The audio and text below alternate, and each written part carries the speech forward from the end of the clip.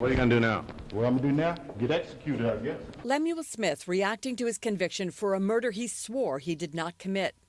What's surprising is who's backing him up all these years later. I know he's a bad guy, but I don't think Lemuel Smith did it. Chris Payant was 12 years old when his mother was brutally murdered inside Greenhaven prison. He didn't have a motive to kill her. He would just made his life worse by being locked up 24/7 in a cell. Do you know who did kill her? I know I did. That's what's important. But you know who did, and if you do, why aren't you saying to get yourself off? Would it get me off? But why wouldn't you tell if you knew? Who wouldn't want to believe that I didn't kill her?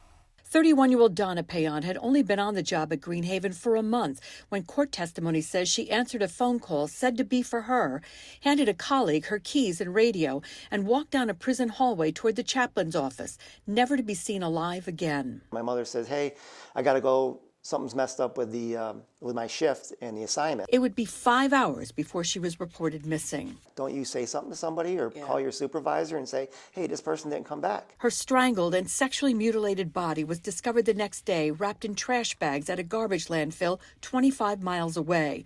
Court records say she had been, quote, extensively bitten and mutilated. To find out why her son, all these years later, claims the official investigation into Donna Payant's death got it so wrong, he says you have to go back to the culture in New York prisons in the 1980s, when an official report filed in the wake of an escape at Greenhaven found it had become a, quote, free-for-all, where inmates, quote, roamed freely about the facility. It even spoke of corruption inside the walls, where guards accepted gifts from inmates for freedom. The inmates were allowed to, bring in these drugs and all that, and the correction officers they ran the prison. Chris Payant was himself a prison guard for 28 years. He believes an active drug trade inside the prison, which eventually led to correction officers being arrested, tried, and convicted, was at the heart of his mother's murder. I feel that, and so does my family, that she was asked to become a drug runner or some type of Intermediary? Yeah, in the prison, yeah. And she refused, because that's not the type of person she was. Well, my purpose is to try to find out, what happened. In letters to Donna Payant's sister, Judy Sari, for years after the murder, Smith maintained Donna was not killed inside the prison, but rather set up by COs, who Smith wrote were trying to blackmail her with photos that they had taken of her in compromising situations, that they wanted to involve her in the prison drug ring. If she was killed by corrections officers, was she involved with drugs, do you believe? Was that part of it? Was she being blackmailed? I don't know. Had photographs been taken of her that you know of involved sexually? Did the state police confiscate them? Where are they? Did the state police confiscate them? And they disappeared? Smith corresponded with Judy Sari for years, even sending her Christmas cards. But Lemuel Smith was not your average pen pal. He was serving 2 life sentences for murder, plus a sentence for abduction. And yet, despite those convictions, he was assigned to work in the chaplain's office, where a phone was available, along with cord, plastic bags and masking tape, and a waste drum, moving cart, and dumpsters. There was even a separate library secluded from prison activities. That would have given him means and opportunity. Court testimony indicated Smith and Donna Payant were observed entering that office the day of her disappearance. We're just hoping that where life and death are at stake, that jurors go in there who are going to live up to their oath. William Kunstler was one of the best-known defense attorneys in the country, having defended the Chicago 7 years earlier. He agreed to defend Smith, and throughout the trial maintained that Smith had been framed by the prison guards. But the damning circumstantial evidence was compounded at trial by the prosecution's expert testimony.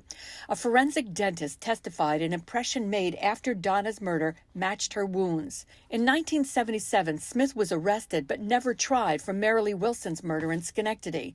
She, too, was found with vicious bite marks. Her son argues the guards would have been aware of Smith's previous MO and the fact that he had dental work done a week or so before the murder. So they could have easily took his impressions and put those on her. His final reasoning for why Lemuel Smith was not the killer had to do with an interview conducted the night her body was discovered. A correction officer questioned by state police. He was running drugs and prostitution in the state prison, Greenhaven State Prison. He was detained that night with another inmate, and then he turned into the state star witness.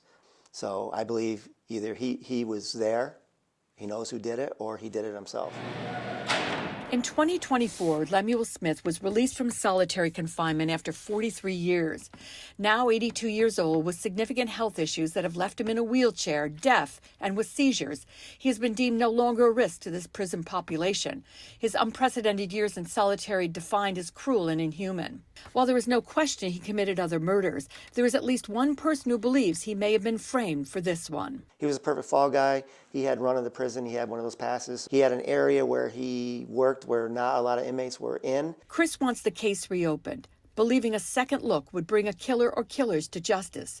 Donna Payant would be a 75-year-old grandmother if she were alive today. She was a mom that you could, if you fell down and hurt your knee, you could go to and she would, hold you and tell you everything's going to be all right. He remembers the kiss she gave him when she headed to Greenhaven the day before her death, neither knowing that they would never see each other again. It's like always they stuck with me. Wow. Yeah, it's like always in my head. Is there a precedent for reopening a 43-year-old case, a statute of limitations? We put those questions to local defense attorney Paul Darrow-Haneshan. There was always a question whether someone else was involved from inside the system. What would be the value, or is there any, in reopening the case? Well, I think the value that is of concern is justice. But the flip side of that in a case like this is the passage of time. So what will happen? Have witnesses disappeared? Is evidence lost? Do memories fade? And is there sufficient evidence to say the justice system got it wrong? Is there a public interest? Is there a demand? But remember, there's substantial evidence here that Smith did it, and that would be a factor that a prosecutor weighs. I asked Paul, with the climate we live in today, whether corrections officers being charged for murder and assault of inmates might help this case get a second look. Prosecutorial decisions are based on an environment, and I think environment means the politics, and whether it's police prosecution. Also, I'd point out that our discovery laws today would have been much more beneficial to Smith in that case, too. The jury deliberated for 4 days before finding Lemuel Smith guilty. He filed several appeals based mostly on evidence and accused Kunstler of poor representation. The guard, who admitted in court under an immunity agreement to running drugs at Greenhaven, lost his job, but then got it back on appeal. He has since died. Chris Payant wants the case reopened to sue the state. His father had done that 44 years ago, but the suit was tossed out. Liz Bishop, CBS 6 News.